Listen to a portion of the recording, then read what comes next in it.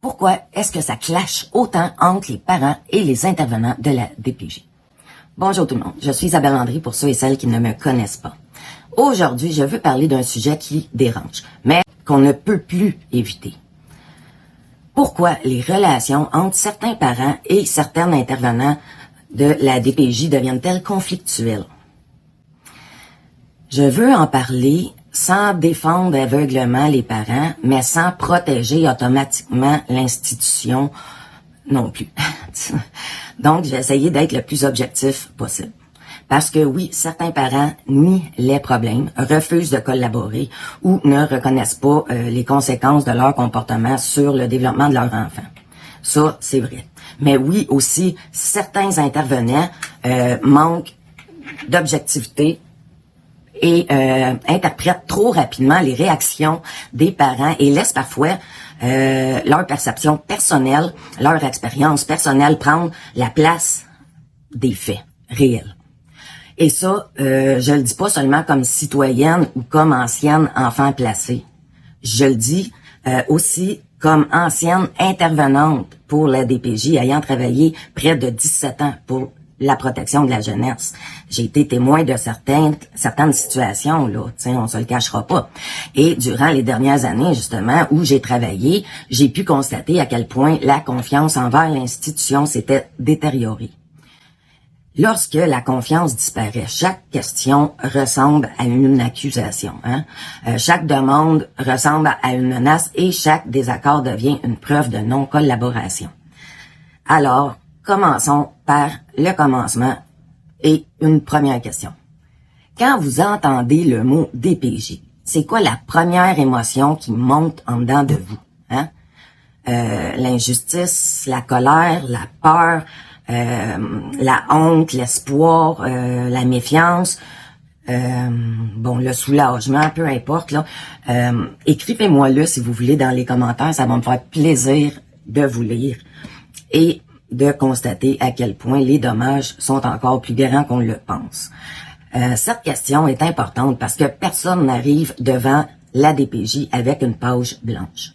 Un parent qui a lui-même été placé, séparé de sa famille ou blessé par le système peut être envahi par la peur dès qu'un intervenant frappe à sa porte. Son cerveau lui dira pas nécessairement voici quelqu'un qui vient t'aider.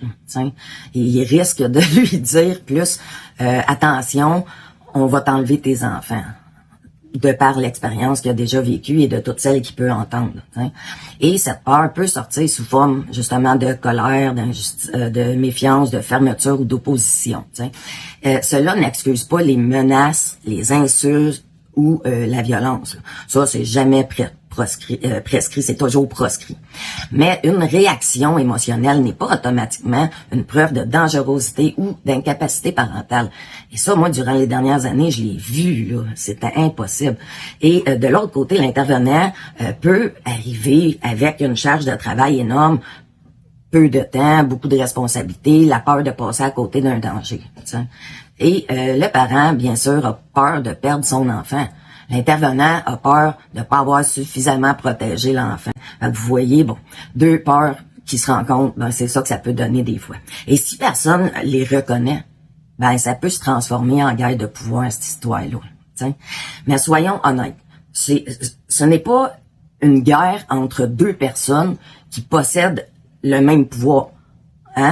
Entre l'intervenant et le parent, là, il y a une marge, une grande marge. Et l'intervenant qui représente une institution est protégé de tout bord, de tout côté. Le parent, il est tout seul dans son monde. Fait que c'est l'intervenant qui pose les questions. Il choisit une partie des informations aussi qui vont être inscrites dans le dossier, puis il choisit celles qu'il inscrira pas. Il rédige des notes et des rapports selon sa perception des choses. Il va formuler des recommandations et ces mots peuvent influencer les décisions, vont influencer les décisions ayant des conséquences majeures pour toute la famille. Le parent, lui, peut avoir l'impression que chaque phrase, chaque geste et chaque émotion vont être interprétés contre lui. Et il n'a pas tort. On lui demande de demeurer calme pendant qu'il vit peut-être l'un des moments les plus angoissants de sa vie. Puis c'est là que la question de l'objectivité devient essentielle. Un rapport ne devrait pas être construit à partir d'impressions vagues comme, par exemple, Madame semble manipulatrice. Monsieur est difficile. Le parent est fermé. La mère est trop émotive. Il vient de perdre ses enfants.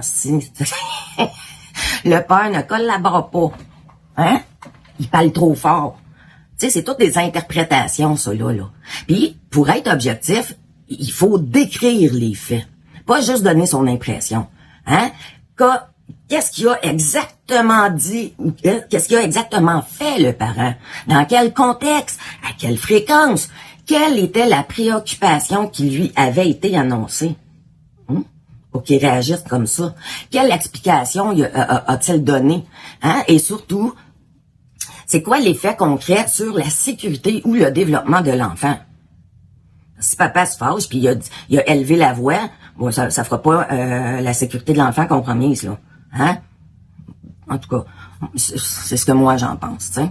Et c'est sûr que l'annonce d'un placement, c'est pas la même chose que l'annonce d'une fermeture de dossier, là, tu sais. Et dire qu'un parent refuse une proposition précise n'est pas la même chose que d'écrire qu'il refuse tous les services. Dire qu'une mère pleure pendant la rencontre, c'est pas une preuve qu'elle est instable ou incapable de prendre soin de son enfant, là. Et moi, j'ai lu ça dans des rapports. Hein? Le choix des mots influence la perception de tous ceux qui vont lire ensuite ce dossier-là. C'est là que les biais peuvent entrer. Un intervenant reste un être humain. Hein? Il possède son propre vécu, ses valeurs, ses blessures, ses croyances, sa vision de ce qu'est un bon parent. Deux intervenants peuvent observer exactement la même situation et arriver à des conclusions complètement différentes. Pourquoi? Parce que c'est deux humains différents. Hein? L'un peut voir un parent épuisé qui a besoin de soutien, puis l'autre peut voir un parent désorganisé qui met l'enfant en danger. Un peut voir un logement modeste mais sécuritaire, l'autre peut y voir de la négligence parce qu'il y a trop de jouets qui traînent. Bon. Hein? L'un peut considérer aussi qu'un parent pose des questions légitimes. L'autre peut interpréter les mêmes questions comme de l'opposition. Tu sais, la théorie devrait nous donner un cadre commun. Hein? Mais dans la réalité, la perception personnelle peut parfois prendre trop de place. Et puis, lorsqu'une première impression négative s'installe dans un dossier, il existe un risque que toutes les informations suivantes soient interprétées pour confirmer cette première impression. Et moi, ça m'est arrivé de tout changer ça, là, un rapport, parce que je me suis fait ma propre idée, puis je trouvais que l'autre était dans le champ. Mais il aime pas ça, là. T'sais, un parent qui annule un rendez-vous, il y a des gens qui vont écrire qui collaborent pas. Hein? Il se présente au rendez-vous suivant, ben, on considère simplement qu'il fait ce qu'il est obligé de faire. Il pose des questions, on le trouve méfiant. Il pose pas de questions, on écrit ben qu'il semble pas comprendre la gravité de la situation. Il pleure, pas capable de gérer ses émotions, t'es instable. Il pleure pas. Il semble détaché. Tu sais, à un certain moment, le parent là peut avoir l'impression qu'il peut plus rien faire de correctement, là. Hein? Même péter, il a plus le droit, là. Tiens, okay, il faut réfléchir à ça. On va faire un petit quiz, puis répondez par vrai ou faux, OK? Première question. Un parent qui pleure ou se met en colère pendant une rencontre est nécessairement dangereux. Vrai ou faux? La réponse est faux, là.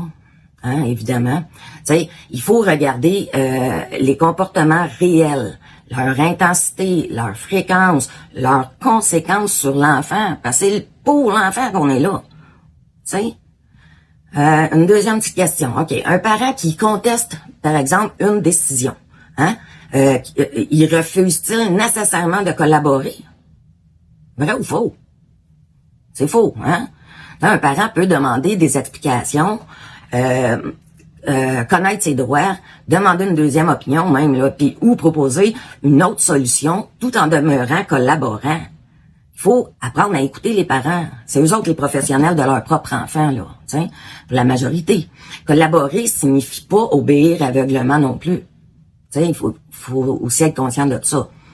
Un intervenant est nécessairement objectif parce qu'il est un professionnel. Vrai ou faux? Un gros méga faux. La formation professionnelle nous fournit des outils, mais elle va pas éliminer tous les biais, les émotions, la fatigue et les erreurs de jugement et ne te donnera pas une maturité émotionnelle du jour au lendemain. Fiez aux magie, là. L'objectivité n'est pas un titre que l'on reçoit avec le diplôme. Hein? C'est une discipline qui exige de vérifier ses perceptions, de distinguer les faits des interprétations et d'accepter d'être mis en question, même si t'es un intervenant. Tiens. Une autre petite question. Tous les parents disent la vérité et toutes les plaintes contre la DPJ sont nécessairement fondées. Vrai ou faux? C'est également faux. Hein? Certains parents peuvent minimiser les problèmes, cacher certaines informations ou rejeter toute responsabilité. Bon. Et ça, des parents aussi, des parents timbrés, il y en a là. T'sais. Et une intervention peut être justifiée, même si elle est difficile à accepter, tu sais, des fois là. Puis dénoncer les erreurs du système ne signifie pas nier les situations dans lesquelles un enfant doit être réellement protégé, là, tu sais. Une autre petite question. Un parent peut aimer profondément son enfant tout en ayant besoin d'aide. Vrai ou faux? Évidemment, c'est vrai. Avoir besoin de répit, de soutien, de soins d'accompagnement va pas faire automatiquement d'une personne un mauvais parent, là. Même les intervenants, on a besoin d'aide là avec nos enfants, là, tu sais, je veux dire. Mais lorsqu'un parent croit que chaque difficulté reconnue sera utilisée contre lui, ben c'est sûr qu'il va se taire, là. Il va se taire jusqu'à temps que la situation devienne beaucoup plus grave. C'est ça, c'est triste, hein? Mais bon, je vous propose maintenant un exercice de déprogrammation, OK? Le parent a annulé 2 rendez-vous. Bon. La conclusion rapide serait, il ne collabore pas, hein? Mais avant d'écrire cela, a-t-on vérifié ce qui s'est passé, hein? Était-ce un problème de transport? Un horaire de travail? Une urgence familiale? Une urgence médicale? Trop d'anxiété? Crise de panique? Les rendez-vous étaient-ils offerts uniquement pendant les heures de travail ou en soirée? Le parent a-t-il proposé d'autres disponibilités? Ou refuse-t-il réellement toutes les rencontres, toutes les propositions? Hein? Une autre situation, le parent qui s'est mis en colère, par exemple. Hein? La conclusion rapide serait, il est agressif et dangereux. Mais qu'est-ce qui a déclenché cette réaction-là chez le parent? Quelle information venait juste de lui être annoncée? C'est important de regarder ça. Y avait-tu bien compris ce qu'on lui disait, ce qu'on lui reprochait ou peu importe? S'était-il senti menacé, humilié ou non, écouté, respecté? Est-ce que cette réaction ponctuelle pourrait être liée à un traumatisme? Ou existe-t-il véritablement un comportement répétitif représentant vraiment un risque? Oui, il faut encadrer la colère, mais il faut également éviter de transformer automatiquement une émotion en diagnostic. Là, ça, c'est pas votre rôle. Un exemple concret. Une maman seule avec 3 enfants. Elle dort très peu, elle manque d'argent. Un de ses enfants fait régulièrement des grosses crises. L'enfant arrive parfois en retard à l'école et semble fatigué, puis bon... Là, il y a une intervenante qui va le voir puis qui lui demande pourquoi, dans le fond, vous demande à vous, là, comme parent, pourquoi vous n'êtes pas capable d'offrir une routine stable, genre, à votre enfant. Parce que l'intervenante pense peut-être poser une question normale, mais la question contient déjà une conclusion, puis la mère, en fait, que la mère, c'est une incapable, là, elle est incapable. Tu sais, fait que la mère va entendre, t'es une mauvaise mère. Tu sais, elle va se sentir jugée dans tous les cas, puis elle va répondre sèchement. Puis là, l'intervenante, ensuite, elle va écrire que la mère est sa défensive, peu ouverte, puis bon, réaction, bon. Fait que c'est sûr que la mère, quand elle va lire le rapport, puis elle va constater que son épuisement puis son manque de ressources sont considérés comme le fait qu'elle n'est pas capable de jouer son rôle de mère, c'est sûr que ça va déclencher un conflit, là. T'sais? Puis pourtant, l'intervenante aurait pu demander, je vois que les matins sont plus difficiles et que vous semblez fatigué. Pouvez-vous m'expliquer, mettons, ce qui se passe, t'sais? Là-dedans, il n'y aurait pas eu de sentiment de jugement, t'sais. Bon, c'est sûr que là, l'intervenant, elle devrait être en mesure de proposer les services, t'sais. Par contre, la préoccupation demeure la même. L'enfant doit avoir une routine qui va répondre à ses besoins. T'sais. Mais la manière d'entrer en relation, c'est ça qui va changer aussi tout le reste du suivi, là, t'sais.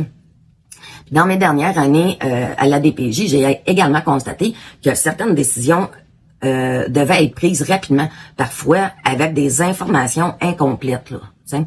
Les équipes étaient surchargées, ça allait vite, les services manquaient, il y avait du roulement aussi d'intervenants, là, c'était impossible, là, t'sais.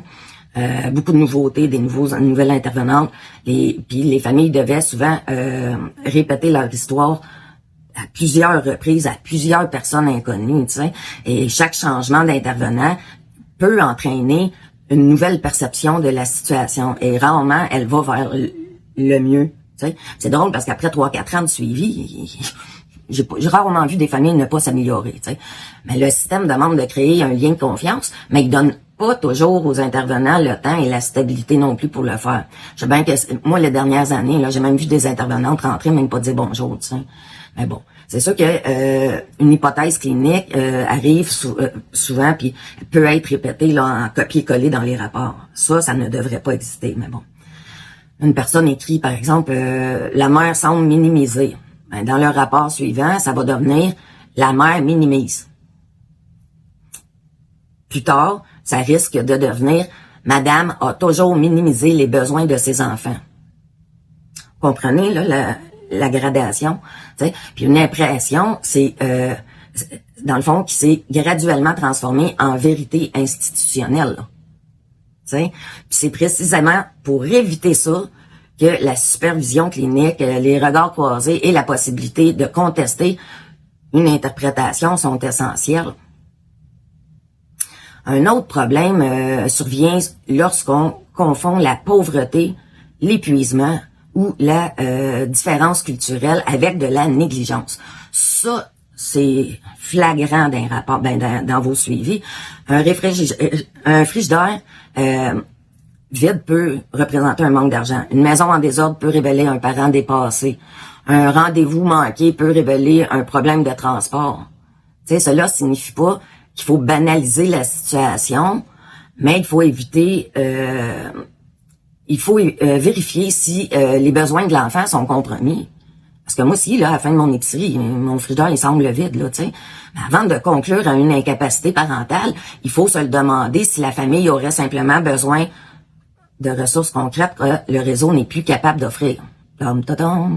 Parfois, on exige d'un parent qui réussisse plusieurs choses en même temps, là, qui jongle, qui soit au travail, qui manque pas de rendez-vous, qui peut assister à des rencontres, faire des tests, trouver un logement, on n'a pas perdu sa job, maintenir, c'est ça, maintenir son emploi.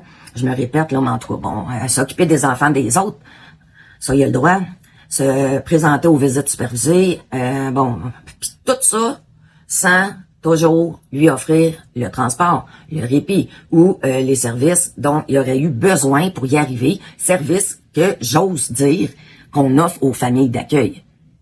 Ensuite, lorsqu'il échoue à respecter une exigence, cet échec va devenir une preuve supplémentaire contre lui.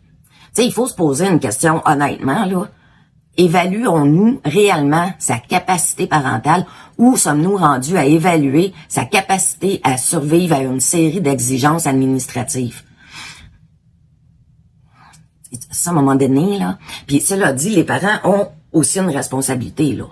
Un parent peut pas refuser automatiquement toutes les préoccupations simplement parce qu'elles viennent du DPJ. Il faut faire de l'introspection, il faut voir ce qui va pas, il faut accepter puis être honnête aussi envers soi-même. T'sais. Il doit regarder honnêtement ce que vit son enfant. Hein. Il peut demander des explications, contester certaines conclusions, mais il doit également être capable de reconnaître ses difficultés. En gros, là, bon. Le parent peut demander que les attentes soient précises et écrites. Hein. Parce que des fois, les parents ne comprennent pas très bien ce que l'intervenant veut. Il peut exprimer aussi son désaccord sans menacer et sans insulter. Là, ça, c'est pas bon, là, t'sais. Et lorsqu'il refuse une proposition, il peut tenter d'en présenter une autre qui va répondre, selon lui, mieux aux besoins de l'enfant, t'sais. Et les intervenants ont, eux aussi, une responsabilité professionnelle. T'sais, ils doivent expliquer leur inquiétude à partir de faits concrets. Il faut qu'ils s'assurent que les parents comprennent bien.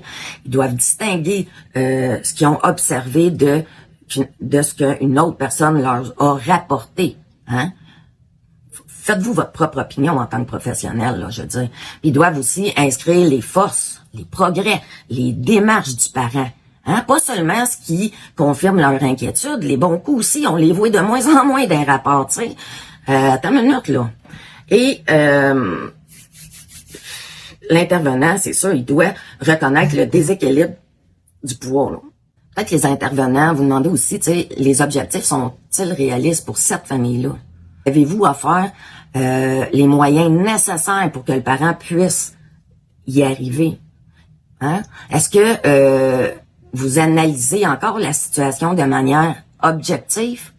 Ou est-ce que vous vous êtes rendu à chercher maintenant des impressions à ajouter, tu sais, du jugement?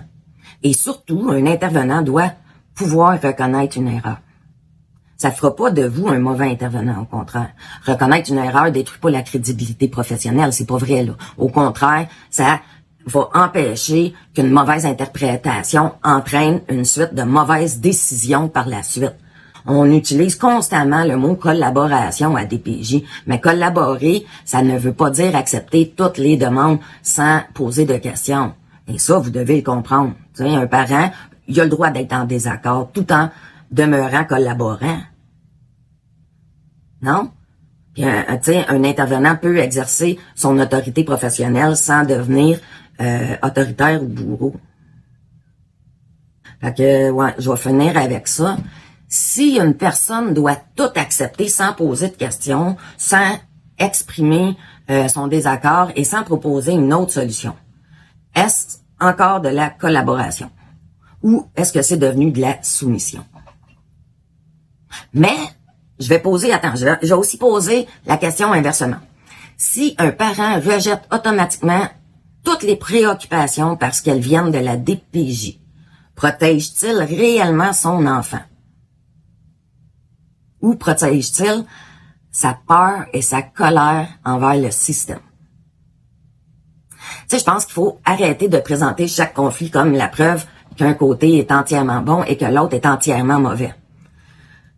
Je pense qu'il y a un juste milieu là à aller chercher afin de trouver un équilibre dans tout ça. Tu sais, il y a des parents qui commettent des fautes, il y a des intervenants qui commettent des fautes et des fautes qui vont endommager des systèmes familiaux pour des décennies. Fait que l'institution elle-même, elle peut pas créer des conditions qui augmentent les conflits.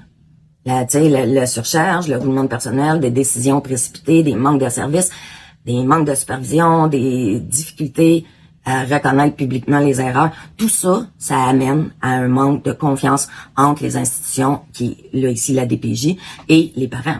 Et ça s'améliorera pas, là. À un moment donné, il va falloir que quelque chose se passe, tu sais, puis ça va commencer par se reconstruire par la transparence, la cohérence, l'écoute active et l'objectivité, évidemment. Hein? Ça se construit quand les rapports reflètent l'ensemble de la réalité, puis y compris les forces du parent. Hein? Elle se construit lorsqu'un désaccord n'est pas automatiquement interprété comme un refus de collaborer. Puis elle se construit la confiance lorsque l'institution accepte qu'elle puisse, elle aussi, se tromper. Parce que présentement, vous faites dur. On peut défendre les droits des familles sans nier qu'il existe des enfants en danger aussi, là, tu sais. On peut soutenir les intervenants sans fermer les yeux sur les biais, les erreurs et les abus de pouvoir et tous les abus sexuels, hein. Faut pas les oublier. Hein? La véritable question, je pense, devrait pas être qui va gagner, tu sais. Ça devrait être plutôt qu'est-ce qui aiderait réellement cet enfant et cette famille. Parce que moi, je pense que famille et enfant ne devraient pas être séparés. Mais bon. Fait que bon, pour vrai, là, je vais terminer avec une petite question pour les parents. Qu'auriez-vous aimé que votre intervenant comprenne de votre réalité? Hein? Qu'est-ce qui vous a permis de lui faire confiance ou de perdre cette confiance? Et pour les intervenants, une petite question, pas faire de jaloux, vous sentez-vous suffisamment formé, soutenu et supervisé? Quand vous arrivez devant un papa de 6 pieds 3, là, avec une grosse voix, êtes-vous à l'aise? Avez-vous du temps? Pris le temps pour vérifier vos perceptions? Pouvez-vous exprimer un désaccord clinique dans votre équipe? Avez-vous encore le temps d'écouter réellement les familles? Comprenez-vous ce qu'elles vous disent? Bref, répondez-moi dans les commentaires, écrivez-moi quelque chose qui pourrait améliorer peut-être les relations entre famille et intervenants. Plus d'écoute, plus de transparence, des attentes écrites, le démantèlement de la DPJ simplement. Bref, faites-vous plaisir et bien sûr, si vous répondez en commentaire, je vous demande de rester respectueux. Si vous êtes incapable de vous montrer respectueux, écoutez, n'écrivez rien, continuez votre route. Sur ce, je vous souhaite une excellente journée. Un bon lundi à vous.